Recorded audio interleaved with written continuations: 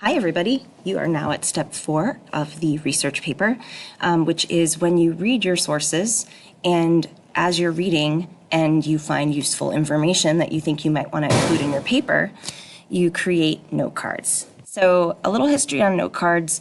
In the old days, like when I was in high school, we were told to create note cards as a way of keeping track of which facts came from which sources. And we used physical note cards, so little index cards, and on one side of the note card you would write the full citation for the source, and then on the opposite side you would write the fact that you found that you wanted to use in your paper. And you ended up with a big stack of index cards, and then what you would do is by the time you had finished all your note cards, you had the info you wanted to include in the paper, but you didn't know exactly what order. So you would spread them out on a tabletop and kind of place them in piles and organize them. And little by little, you would kind of decide, okay, which of these facts actually fits in the paper, which ones go together, which ones contradict one another. And you would end up with essentially an outline of your paper on your desktop. And by desktop, I mean a physical desktop, not the computer desktop. So you guys are doing that, except what's neat about being in today's modern setting is that you can do it all virtually, which works really well, especially if your sources are mostly online. So step 4, here's the description of it from your packet. You're going to create about 20 note cards. Many students in past years have ended up creating more just because each note card should kind of be its own nugget of information. So as I say here, you're going to create note cards that list individual facts, quotations, opinions, or other bits of information from each of your sources. Think of your note card as a useful nugget of information that you might include in your paper. So rather than summarizing an entire article in one note card, maybe look for a nugget of info that you can take from that article.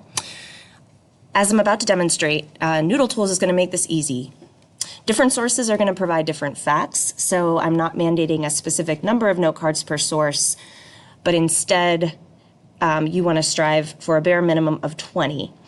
And make sure that you keep in mind the fact that the paper needs to have at least 5 sources included in it, and so you'll want to make sure that at least 5 of your sources have note cards. So basically the note card stage is you taking notes on your sources. And I'm going to do a demonstration of one note card. Remember, the reason for 20 note cards is because your end goal is to have enough info for a 5 to 7 page paper. And I've broken it into 2 different deadlines. So you're going to create 10 of your note cards for Friday the 7th if you're Orange Day, and Monday the 10th if you're Blue Day. You don't print them out or anything, you just create them on Noodle Tools and I'll be able to see that you did them. And then the remaining 10 need to be done by the following class. So I'm trying to do that so that you guys don't save all 20 for the night before this final deadline. And if you're wondering how it's all being graded, the rubric is right here in your research paper packet on page 7. So let me zoom in a little so you can read it. So you get 60 points for having created 20 note cards, and then the remaining 40 points are based on the quality of the note cards. So make sure that each card has a specific topic as its name to help you know what information it holds. I'm going to show you what I mean by that in a second. Each card needs to be linked to one of your sources, and when I look at all your note cards, I should see a total of at least 5 sources linked. It should contain some paraphrased information to show that you're preparing for the outline and first draft stage.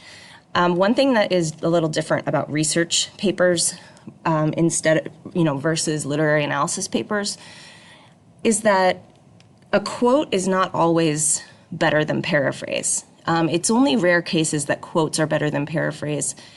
And in general, the majority of your paper should be paraphrased facts so that the flow is consistent and so that your reader isn't being bogged down by too many interruptions in the sentences.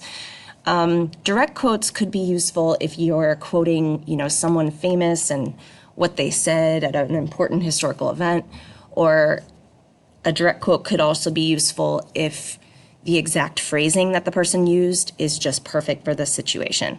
But yeah, in general, quotes should be used sparingly in a research paper.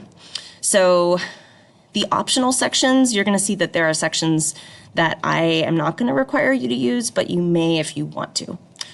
So that's the note card rubric, and it does prepare us for the following step, which is desert isle outline, but I'll tell you more about that in another video. So we're gonna go to a different fake topic that I have, which is, what is runner's high, and to what extent can the endorphins created by running treat depression or anxiety disorders? So I have a number of sources, just like hopefully you do at this point.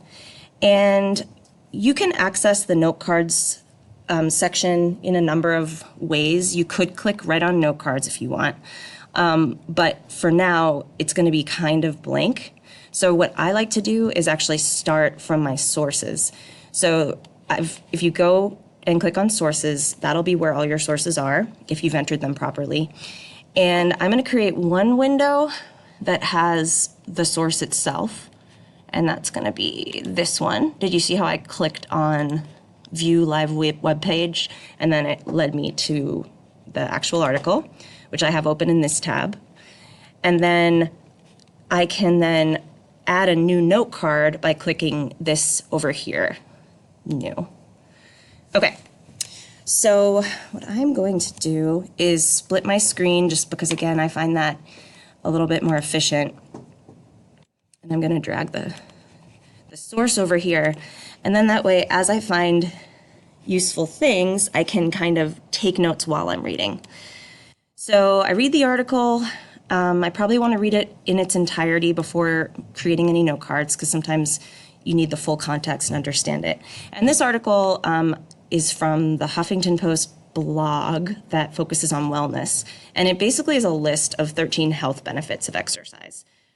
So what I wanted to create a note card for was basically these 13 headings. So I'm going to go over here to note card, and my title is going to be 13 mental health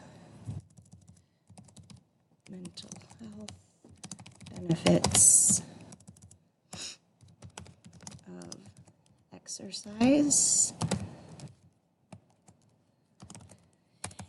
And then I'm actually going to just double check that this is the source I'm looking at, and it should be already filled in because I went from the sources page, and it is. This is the right article. URL, you can leave blank because your URL should already be in here, but if for some reason you want to put it in there, that's fine too. Page would be more if it was a book and there was a particular page number, or even a printed article, and those have page numbers too. So this box is for direct quotations. So what I might do, just to give some context for the list,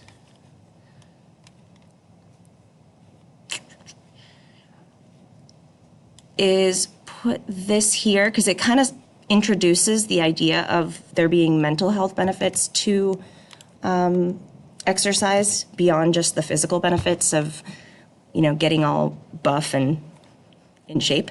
So you can tell that it's a direct quotation because it's in the direct quotation box. I always play it safe and put quotation marks around it as well, because then there's no way that I'll forget that it's directly quoted from the article. Okay, so then I've got a box here for paraphrase or summary, and that's probably where you want to make sure you have at least something written in, because remember the rubric recommended that you have paraphrased info. So I'm going to make a list. So list of mental health benefits of exercise. And I'm just going to take notes while I'm reading in the other screen. So reduce stress, boost happy chemicals.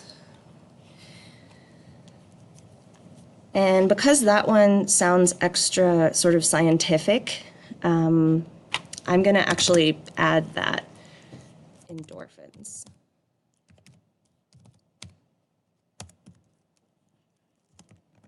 Create happy feelings. So notice that I changed the phrasing a little bit so that I wouldn't be technically plagiarizing. I'm putting the information into my own words. Improve self-confidence. Enjoy the great outdoors. And here, because enjoy the great outdoors, there is more information here. It sounds like we're also going to add that vitamin D.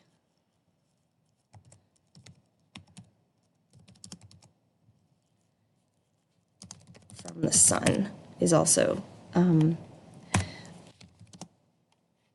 helpful. And that, because here it says that it can lessen the likelihood of experiencing depressive symptoms. And because I'm actually using exact quotes here, I am going to use quotation marks.